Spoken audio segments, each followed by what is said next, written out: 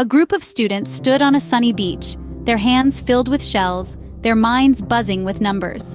This isn't a scene from a daydream, but a real-life experience of a clever math teacher who decided to take her students on an outdoor learning expedition. They weren't just on a casual beach trip. They were on a mission to find mathematical patterns in nature, specifically the Fibonacci sequence. The students collected seashells and examined them closely. They soon discovered that the spirals in these shells followed a particular sequence, 0, 1, 1, 2, 3, 5, 8, and so on. Each number in this sequence is the sum of the two preceding ones. This is the Fibonacci sequence, a mathematical concept that suddenly came to life in their hands. Outdoor learning expeditions like these provide students with the opportunity to make real-world connections, engage with their environment, and experience learning in a whole new way. And by the end of the day, those students had a tangible, memorable experience of a mathematical concept that they could recall and understand. So, how does one organize such a successful outdoor learning expedition? Let's break this down into 6 clear, easy-to-follow steps. First, identify the objective.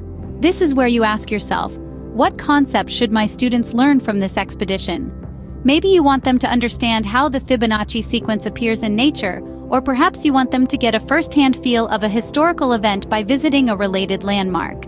Next, choose the location. Remember, the location should fit your learning objective. If you're teaching the Fibonacci sequence, a beach brimming with shells could be your outdoor classroom. If you're delving into history, a landmark that witnessed the event could be your go-to spot. The third step is to plan the activities. Ask yourself, what will my students do at the location to learn the concept?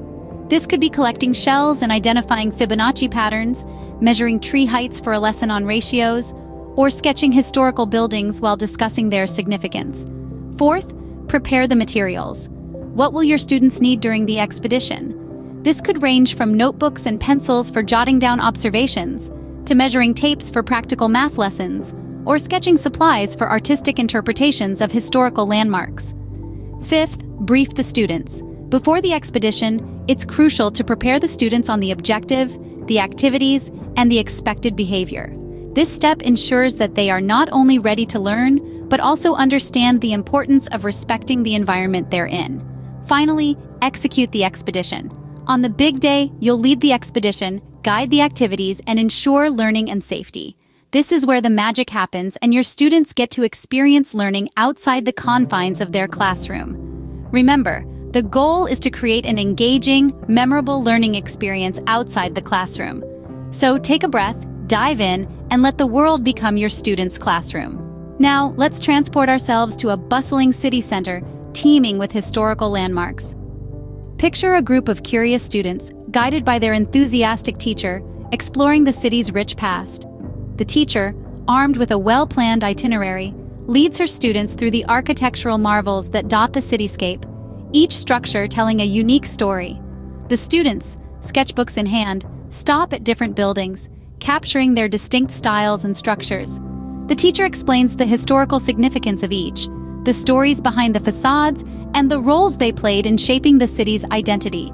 As they navigate from one landmark to another, the city becomes their classroom, and history leaps out of textbooks, coming alive in the form of brick and mortar.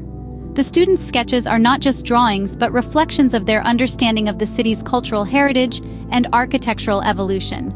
This real-life experience makes the subject of social studies tangible and relatable. And by the end of the day, those students had a deeper connection with their city's history and a greater understanding of social studies.